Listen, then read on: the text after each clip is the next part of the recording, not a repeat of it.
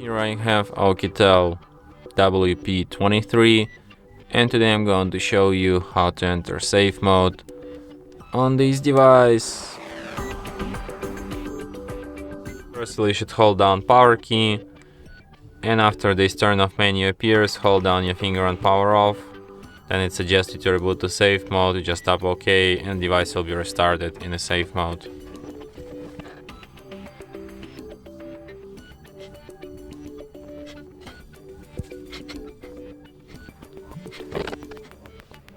So as you can see, the sign here at the bottom says safe mode, which is the proof that we're in a safe mode right now.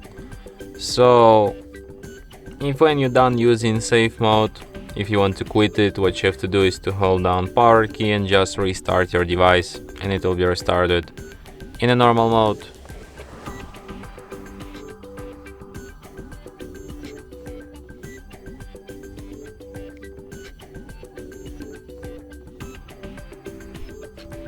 And that's it.